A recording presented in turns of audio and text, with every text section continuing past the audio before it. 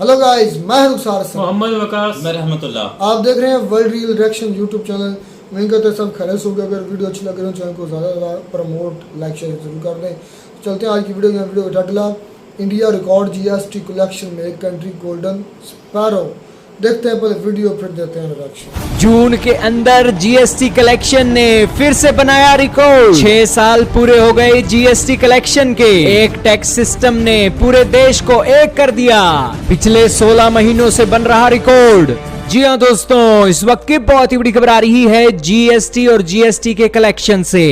दोस्तों 1 जुलाई 2023 ये एक तारीख है जिस तारीख को एक कलेक्शन के आंकड़े आ जाते हैं कि पिछले महीने भारत के अंदर कितना जीएसटी कलेक्शन हुआ। अब देखिए, संयोग की बात है कि 1 जुलाई 2017 को ही जीएसटी पूरे देश के अंदर लागू किया गया था और एक नया सिस्टम पूरे देश के लिए लागू हुआ, जिसके चलते वन नेशन वन टैक्स इसे नाम दिया गया। और इसका फायदा भारत के लोगों को यह हुआ कि भारत के अंदर कीमतों में कमी हुई और टैक्स का दायरा भी बढ़ा। और बहुत सी चीजें थी जो चीजें एक टैक्स एक उसके स्टेट के अंदर लगता था और फिर दूसरे स्टेट में जाती थी, उसको भी टैक्स लग जाता था और उस कारण से उसकी कीमतें बढ़ जाती थी। लेकिन अब पूरे देश के अंदर एक टैक्स सिस्टम लाया गया, जिसके चलते एक बार आपने टैक्स देना है उस चीज के ऊपर और फिर आप उसका इस्तेमाल कर सकते हो एक ही रेट के अंदर। और इससे फायदा यह हुआ कि पूरे देश के अंदर कीमतों की जो एक सूची है वो एक ही तरह की रहने लगी और इससे लोगों के पैसे भी बचे। दोस्तों 1 जुलाई 2017 से लागू हुआ यह सिस्टम। जब यह लागू हुआ था तब एक महीने के अंदर 85 से 95 हजार करोड़ रुपया जीएसटी कलेक्शन होता था।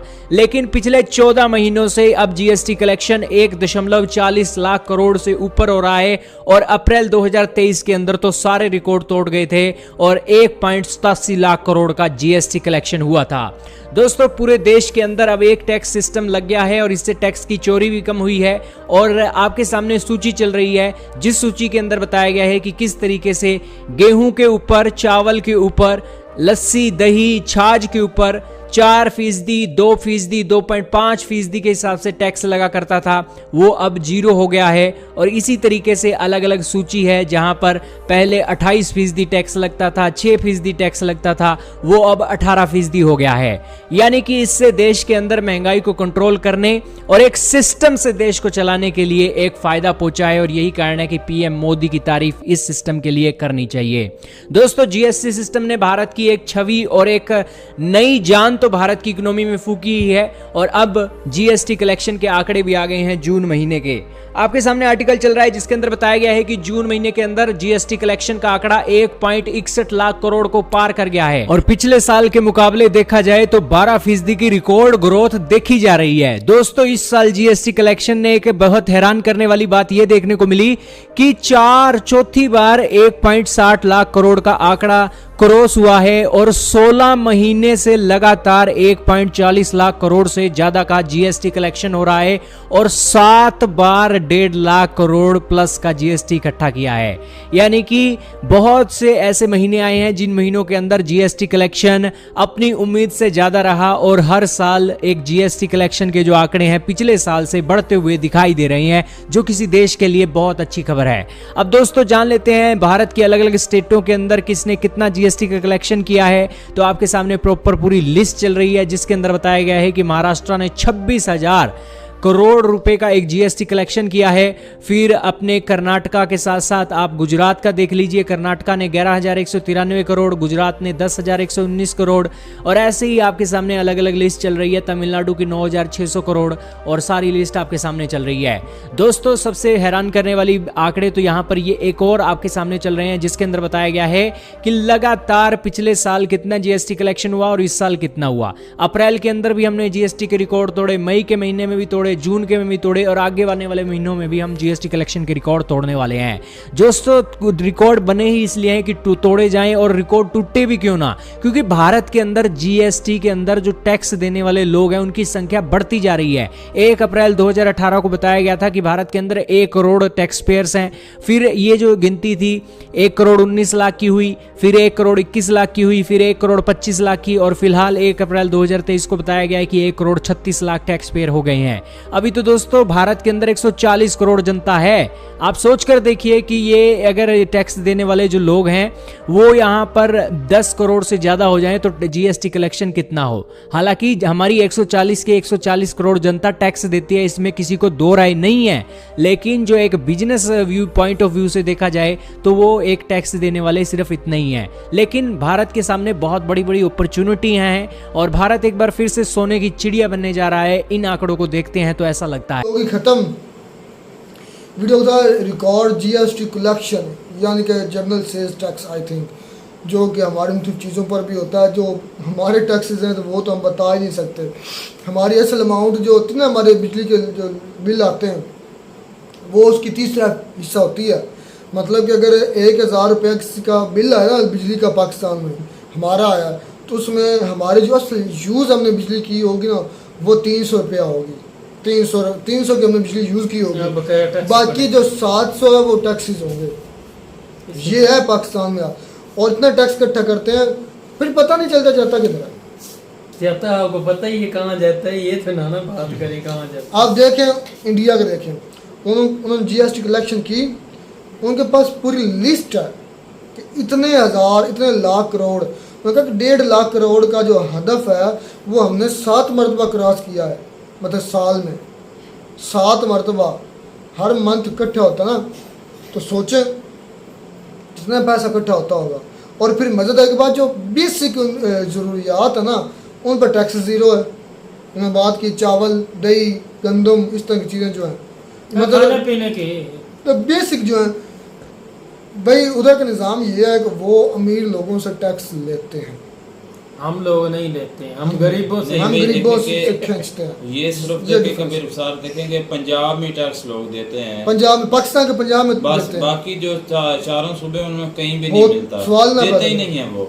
यार सिंध में मुझे बलूचिस्तान में किसी ने बताया था कि उधर भाई जो लाइट है ना, लाइट अब बिजली वो सरेआम कुंडियाँ डालते हैं। मतलब मेन जो लाइट होती है ना उस पर कुंडियाँ डाल के यूज़ कर रहे होते हैं। अगर किसने इनका मतलब उनका बोझ जो है ना हमारे सर पे पड़ता है। हाँ जी, हम देते हैं, अपने जेब से देते हैं भाई, पंजाब से देते हैं। यार ये तो गुंडागर्दी हो गई ना, इस तरह करते हैं वो तो गुंडागर्दी है पाकिस्तान में, कहाँ रूल ऑफ लॉ है ना कि एक प्रॉपर गवर्नमेंट नहीं ना आ रही। अगर एक प्रॉपर होगी जिसकी पूरे मुल्क में गवर्नमेंट प्रॉपर आप बता दें पाकिस्तान में तो कहते जब का बना किसी की भी नहीं है प्रॉपर। 2/3 मेजॉरिटी से कोई भी किसी को नहीं आने देगा। हमारी एस्टेब्लिशमेंट नहीं चाहेगी कि कोई एक स्ट्रॉन्ग पावर से आए, कोई पावर से आए।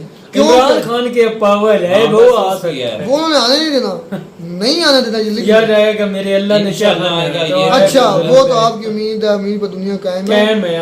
बात ये है कि पाकिस्तान के अंदर कोई स्टेबल गवर्नमेंट, वो हमारी स्टैब्लिशमेंट इसलिए नहीं बनने देती कि अगर कोई स्टेबल पावरफुल गवर्नमेंट बन गई तो वो हमसे सवाल करेगी कि भैया आप इतना क्यों खा रहे हैं, किधर जा रहा है, इसका हिसाब दें। DH हर जगह बना रहे हैं, आप क्यों बना रहे हैं DH? जो कोई अच्छी जमीन मिलती है सोसाइटी बन रही है सारी।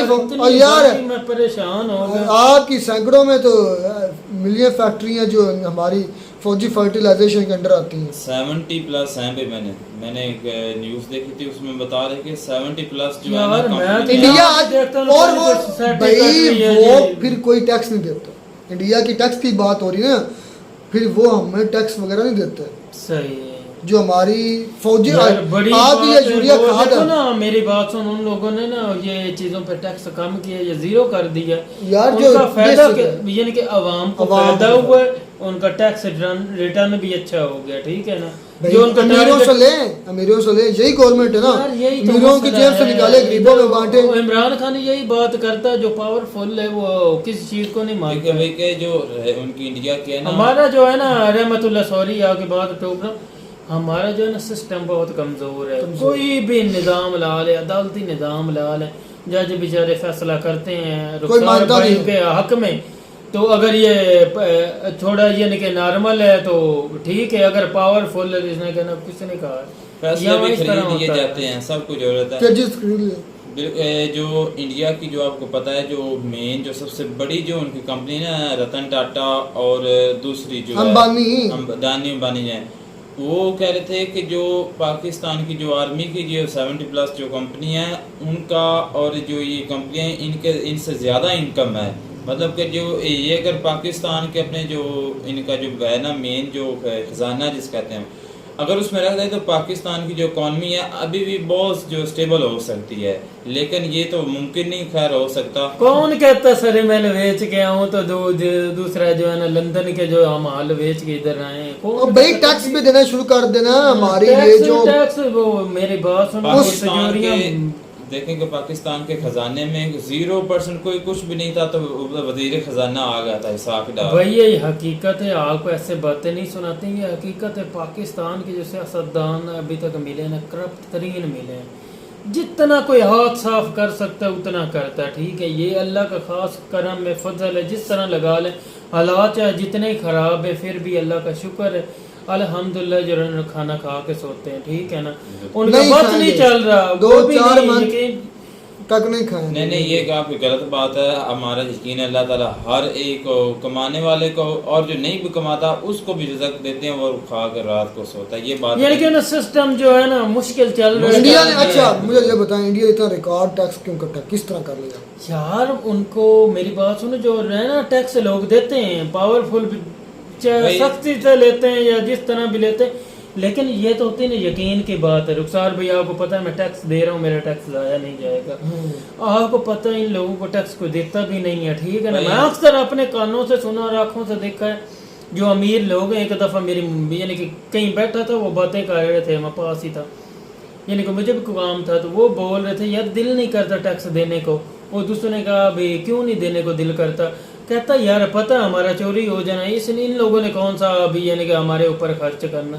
यार इंडिया के जो हुक्मरान है वो आवाम के ऊपर खर्च करते हैं, इसलिए लोग टैक्स देते हैं। टैक्स देते हैं। पब्लिक आम अपने को गवर्नमेंट से पूछ सकती है कि हमने टैक्स दिया, आप कहाँ पे लगाया, आप जो है रिकॉर्ड दिखाएं ना, तब लोग देते हैं। इधर जो है और उसकी जो आपने कहा है कि जब इकट्ठा क्यों होता है इतना, वही उसकी वजह ये है कि उनकी पूरी कबीना मोदी के साथ जो है वो मुखलस है और अपने मुल्क के साथ भी मुखलस है, वो करप्ट नहीं है। तो उम्मीद करते हैं आपको हमारी वीडियो अच्छी लगी होगी। वीडियो अच्छी लगी हो चैनल को ज़्यादा से ज़्यादा लाइक शेयर सब्सक्राइब कर दें। मिलते हैं नई वीडियो में नए टॉपिक के साथ, तब तक दीजिए इजाज़त। अल्लाह हाफ़िज़।